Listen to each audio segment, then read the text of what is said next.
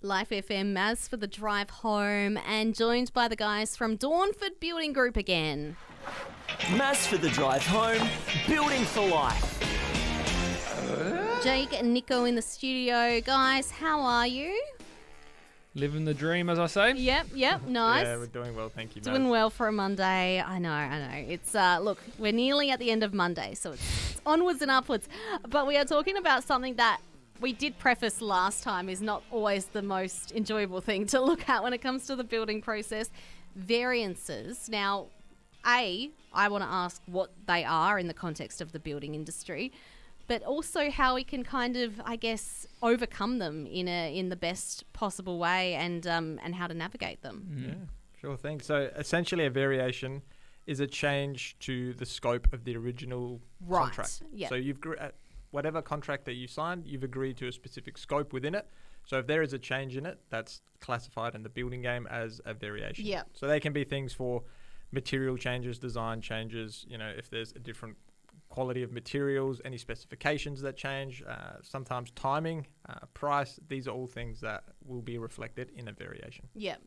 Okay, and these are things that I'm guessing pop up more often than what you'd like, because that's just life. Things change, things move in different directions sometimes. Exactly. Especially in the custom home realm. Yep. They're not very big in, the cookie cutter homes, yep, where you go into, where it's like your first home, you don't really get choices. They don't really pop up there unless it's something like rock digging in the soil, which you can't really account for most of the time. But because they're making so many of those cookie cutter homes that they've already navigated a lot of those anyway.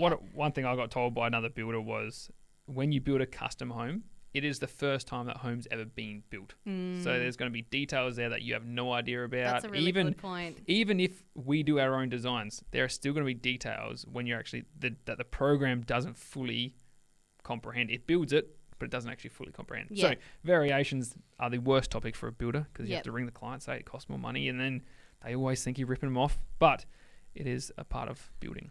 So it's frustrating for you guys too. It's not just, frustrating from the client's perspective. And I guess what you're trying to do as well is to navigate them in a way that if you can nip it in the bud, it's going to save them money in the long term. Correct. Yeah. So that's why we started initially setting design expectations, or just expectations for the whole process. So from the design stage onwards, we say, hey, this is how we approach variations. These are the things that cause variations. This is what's included. This is what's not included. So everyone's on the same page from the beginning. Okay, cool. Hey, this is what we're going to do, and this is what's included. And so you've got it in writing. Exactly. It's clear. Yeah. So there's no sort of, they said this, but we actually thought this. But there's clear documentation, clear paper trail, and it prevents both parties from feeling like they're being taken advantage of. Yeah, correct.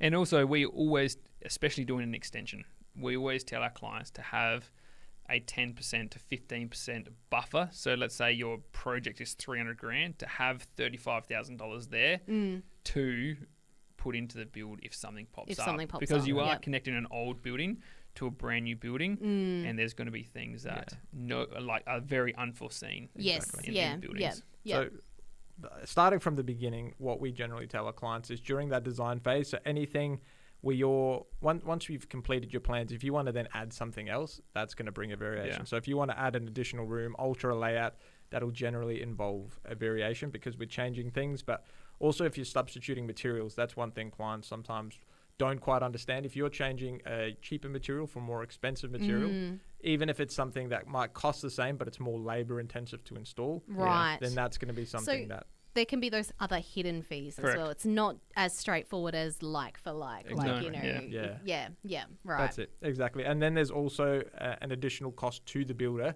When you start changing things, it then has to go back through the whole process, go through the designs, make sure that everything's back, put in the contract, schedule, everything like that. So that's all time. Correct. Yeah, exactly. Yeah. So it's time and labor. That's why every time there's a variation, it costs the builder money, which technically then means a lot of the time it costs the client money as well. Yes. Yeah, and it's very hard to, if your builder's not professional and they don't have good systems, they actually don't know how much it's costing them for the variation. To go back to the designer, to go back to the shops, to keep changing and changing and changing, it just takes a lot of time, as we touched on before. But when you do with Dornford Building Group, we actually won't sign a contract unless you've done all your selections.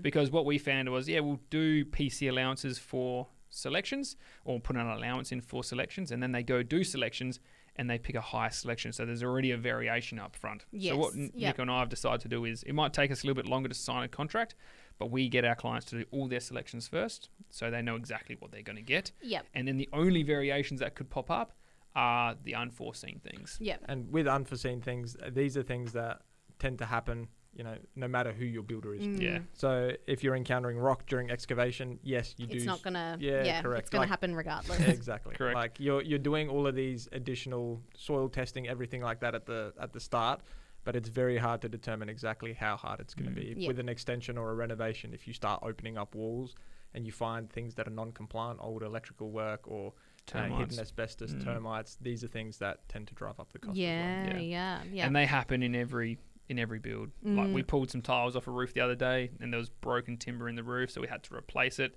So there are. Yeah, it's just crazy what you run into. Every extension's so different. So that is one reason why you want an experienced builder, not just a one-man band who's doing his first extension. Yeah.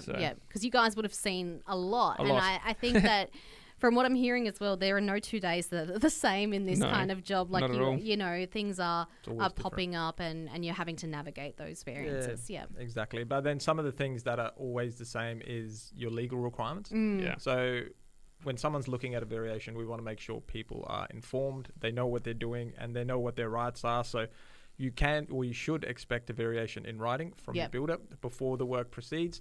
So a builder technically shouldn't proceed with any variation work unless you've been told about it, you've been advised in writing, unless there's a particular emergency or something that if they don't go ahead with it right now, there's going to be a safety issue. Yeah. So apart from that, you should get your variation before the work actually happens. You should have time to process it, ask any questions of your builder, and then sign off on it. Say, okay, cool, this is how much it's going to cost. This is how much it's going to delay the project, how much additional time. And then everyone's on the same page. Yeah. Some good tips there. And you don't want to, with around a variation, like Nico touched on, you're allowed to ask questions. You're allowed to ask, hey, is there a different option we can do? Is there some way we can save costs? And if they do put time pressure on it, make sure you don't fall into the trap of just signing the variation. Make sure you actually look into what you're going to get and make sure that it is something that you actually need to do. Because I think that would be a temptation at that time, is to just sign so that it's just done, and you feel, because I'm the kind of person who doesn't want to be annoying and I don't want to be a burden. But at the end of the day, like we mentioned last time, this is the biggest investment you've ever made. It's your money, and you need to have a builder that's also respectful of that. No, exactly. And can understand that it has to be, if it has to be a slower process, if it's going to be better in the long run, that's better. And that's where the relationship aspect comes in as well, because if you trust your builder, you know your builder, you can actually work with them, and you're not scared to ask them some of the uncomfortable questions because you've been through it. Just because you don't know something doesn't mean that you should be scared to ask your builder. Yeah. There are no silly questions, and particularly when you're dealing with large amounts of money and this huge investment. So Exactly. Sure.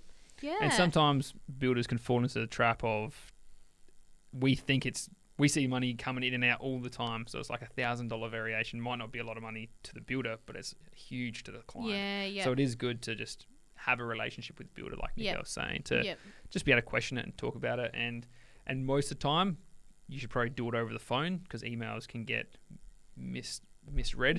And then next minute there's arguments going on. But at the same time, make sure that you document everything. So if there is a particular phone conversation, follow up with an email, make sure that's the trail. So that's confirmed in Correct, writing. because the last thing you want is to have a misunderstanding between what the builder said, because he's coming from a particular expertise and perspective that you might not necessarily understand, or you might think it means something else. So just clarifying that via email, making sure that there is a written trail so everyone's on the same page. On the same page, Some really good tips there. And I feel like, regardless of where you're at on the building journey, this is all really relevant. Yes, 100%. If you're going to build a home this year, or maybe not for another 5 or 10 years, like if you're working towards that, it's all really good stuff to just have in the back pocket, like to prepare you going forward. Yeah, really good. Really good. Jake and Nico from Dornford Building Group, thank you so much. Do we know what we're going to chat about next time? Something to do with building. Yeah, okay, that's a good start. We'll do that. Hey, if you've got a topic as well, text in 0430 25 1079 if you've got a particular question around building that you would love Jake and Nico to answer for you. We can tackle that one next time. Guys, thank you, and we'll catch up very soon. Lovely. Thank you. Thank you, Maz.